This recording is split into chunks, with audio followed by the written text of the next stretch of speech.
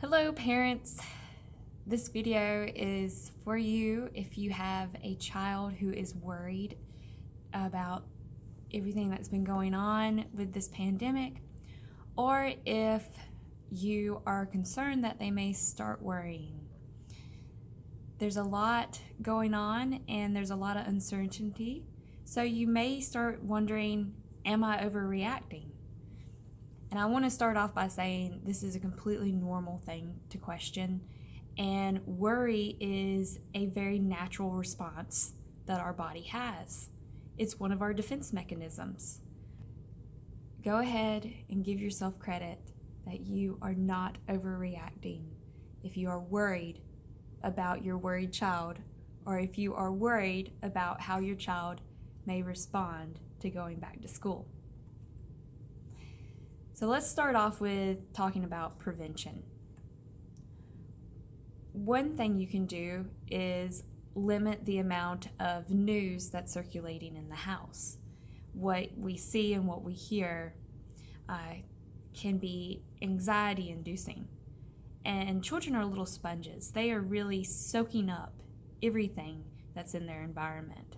So things that we may not think are a big deal, in their minds are trigger words. Things such as even pandemic, outbreak, increase, death. These words can trigger worry because in a child's mind, and even in adults' mind, these are words that lead to uncertainty or discussing things that we don't quite understand. So, procedures and routines. This is number 2. Children thrive off of boundaries and routines, even though they would not admit it. There's just something about knowing what's going to happen. It gives them a sense of control when a lot of things that are going on are uncertain. So they're used to having a schedule at school. They're used to having a visual representation of what their day is going to look like. And sometimes getting out of that routine can throw them into a worry state. So at home, you can do simple things like putting up a calendar on the wall. Sometimes just these little tiny things can make children feel more in control of knowing what's going to happen, which reduces some of that anxiety. Honesty is the best policy. Number 3, your kids are going to ask questions, and that is normal. And it's okay to be honest with them. Honesty and open communication can actually foster confidence.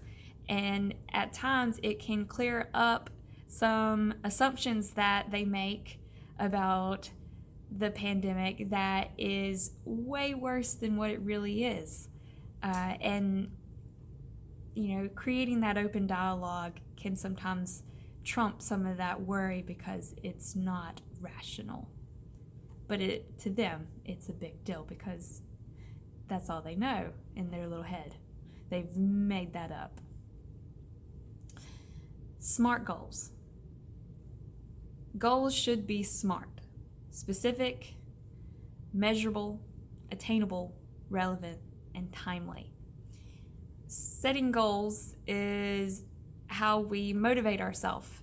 A lot of kids sometimes need those little attainable goals, those relevant goals to help them realize that they can achieve stuff, that it is possible for them to do this. It also gives them small victories along the way, and that's never a bad thing, little encouragement. So help them set goals and make sure that they are set with your child, and that they're intentional, and that they have a true way to achieve that goal. And mindfulness. Now, I know a lot of people do not like the idea of mindfulness or any type of mindfulness practice, but it actually is great for all ages. It helps you focus on the now. It helps you be intentional about what you're doing. So you're doing it with a purpose. You're not just going through the motions of something. There are so many mindfulness strategies, skills out there. Adding in a mindfulness strategy, a mindfulness routine, a mindfulness technique is a great way of reducing anxiety, worry, and it just overall it will help you gain control of your thoughts and your actions. So now we're going to go into putting it to work. The first thing that you can do is controlled breathing. Mindful breathing, you can call it all kinds of things, but if we start feeling that worry come in, we just do some intentional breaths.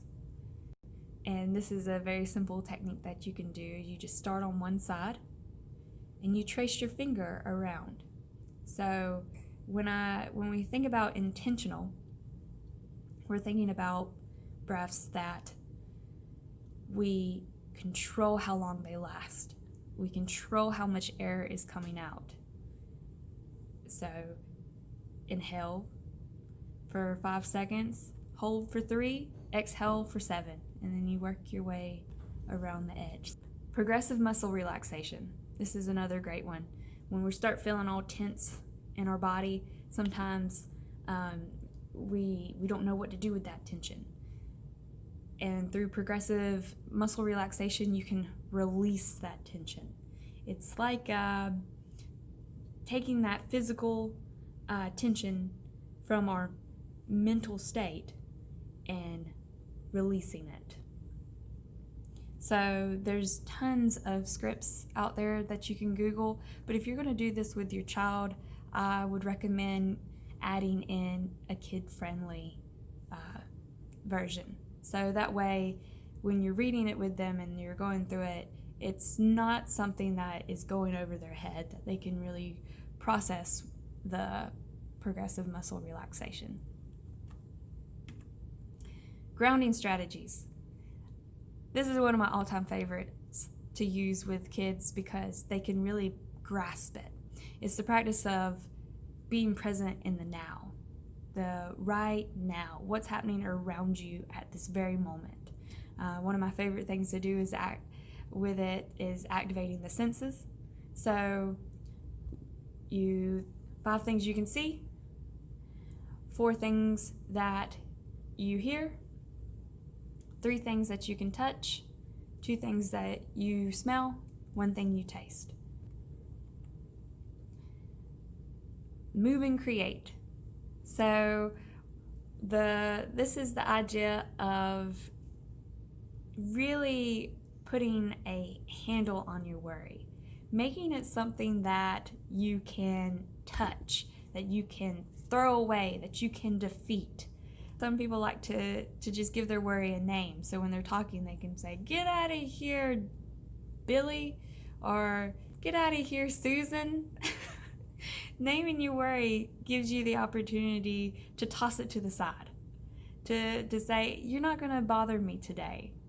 And it also gives kids the chance to defeat that worry, to make that worry seem very small and conquerable. In writing, journaling, doing blogs, you can do a tracker, you can do a habit tracker, you can do a mood tracker. So this is it's kind of like making your worry into something that has personality. This is giving your worry another way to be tangible, getting it out of your system, venting it, putting it on paper. And with the trackers, sometimes we don't realize how our mood is going about the day. Sometimes we think of this one sad thing and we're like, "Oh gosh, the whole day was just sad." And then we look back on it and we forget that it wasn't all sad. But because a strong emotion seems so big, it can convince us that it took over our entire day. And as parents, give yourself a pat on the back. You are doing an amazing job. You are here right now watching this video because you care and you want to make sure that you are exploring all avenues possible to help your child. So I just want to start out by saying that you're doing a great job already, even before you came to this video. You're acknowledging that there's something going on, which is good, because ignoring it would be avoidance, which is a negative. So keep practicing communication and keep practicing those positive self-talks with your kids and I statements. So I feel blank because blank, and you guys are going to be just fine. Bye for now.